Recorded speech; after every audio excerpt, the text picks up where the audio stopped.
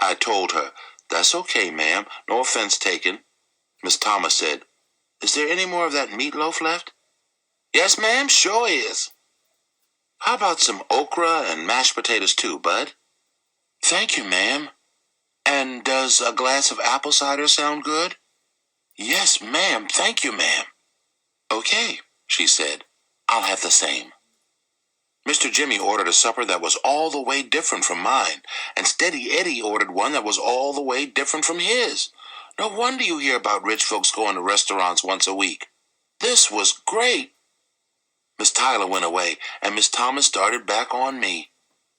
"Bud, I've got to let you know that I'm pretty sure that there's just no way that Mr. C is your father. Tell me, what gave you the idea he was?" "My mother did, ma'am." Miss Thomas looked over at Mr. Jimmy real quick, then said, "Sweetheart, did you know a whole lot of people all over the state know Mr. C? Did you know he's pretty famous?" "No, ma'am."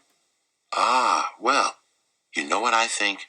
I think maybe your mother heard him on the radio, or heard somebody talking about him, or saw the band somewhere, and told you that Mr. C reminded her of your father, and you misunderstood what she meant. Isn't that possible?" "I don't think so, ma'am." She looked at me for a second, then said, "Did she come right out and say your daddy is Herman E. Calloway, Bud?" "Well, almost, but not in words just like that." "Then tell me what the words were like, honey." Uh-oh. It was going to be hard to explain to Miss Thomas about mighty maples and hints from flyers.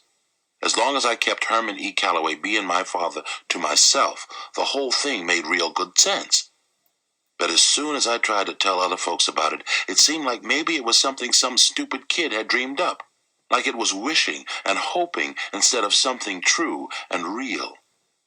I looked down at my suitcase and said, "Well," and I could tell my luck was changing. Before I could say anything else, Miss Tyler was at our table with a tray. Miss Thomas reached across the table, patted my hand, and said, "We'll talk tomorrow, Bud. I bet you're sick and tired of answering people's questions, aren't you?"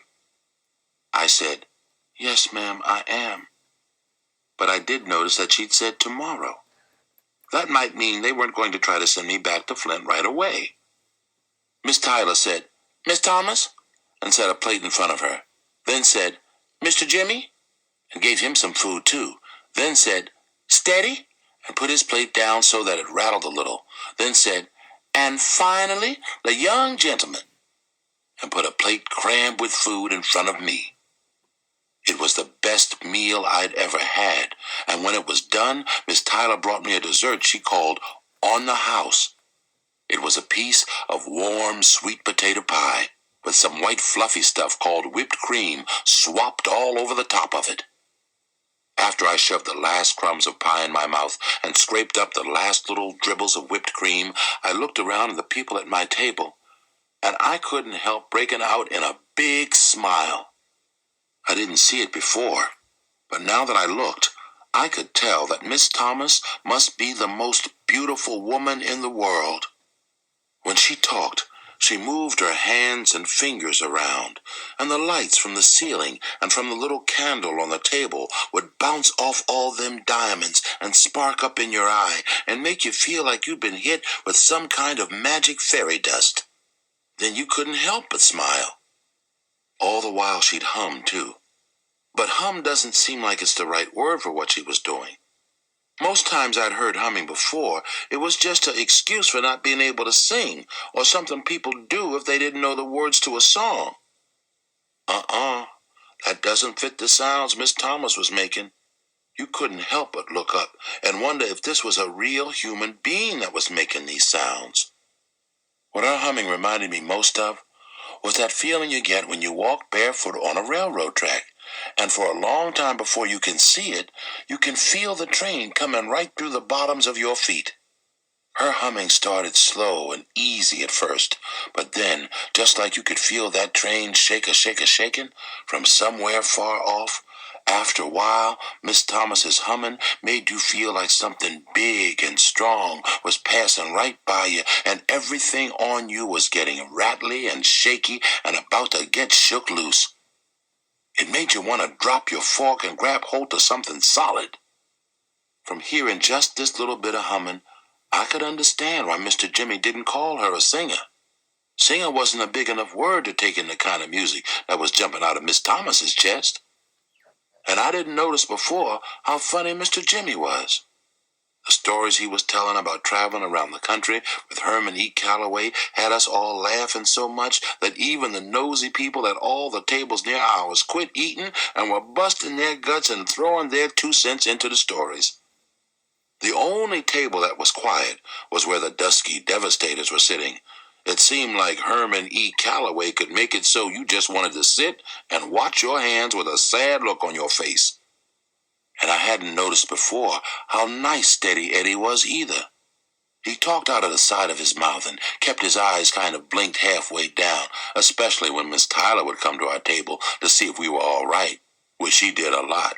And he was the first person I'd ever seen who could eat and talk and laugh and drink and sneeze whilst keeping a toothpick dangling out of his mouth.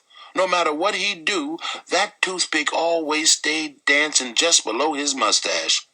And Steady Eddie took his time to show me how to hold my lips and how to put my fingers like I was really playing a pretend saxophone. I'm not sure exactly when it happened.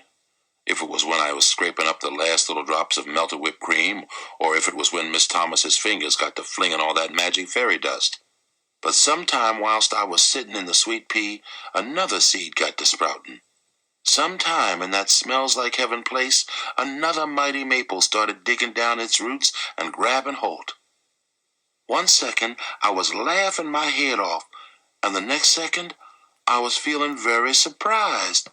'Cause something hit me just as hard as Snaggletooth McNevin had smacked Herman E. Calloway. All of a sudden, I knew that of all the places in the world that I'd ever been in, this was the one. That of all the people I'd ever met, these were the ones. This was where I was supposed to be.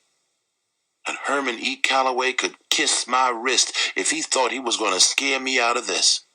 It was going to take more than a grouchy old bald-headed guy with a tremendous belly to run me out of here. I was smiling and laughing and busting my guts so much that I got carried away, and some rusty old valve squeaked open in me. Then, whoop, zoop, sloop. Tears started jumping out of my eyes so hard that I had to cover my face with the big red and white napkin that was on the table. I hadn't been this embarrassed since I woke up and found Mrs. Sleet looking at my legs. I could tell that everyone in the sweet pea had stopped laughing and talking and had started looking at me, but I still couldn't quit bawling. Mama used to tell me I'd only get one chance to make a first impression, and it looked like I was blowing it with the dusky devastators of the Depression. Shucks. Finally, I had to put my face in my arms on top of the table and put the napkin over my head like it was a little blanket, because try as hard as I wanted, it didn't look like I was going to get this doggone valve closed any time soon.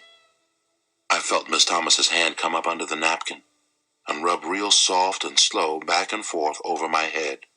She pulled me out of my chair into her lap and wrapped her arms around me and bounced me up and down on her knee. Dangy!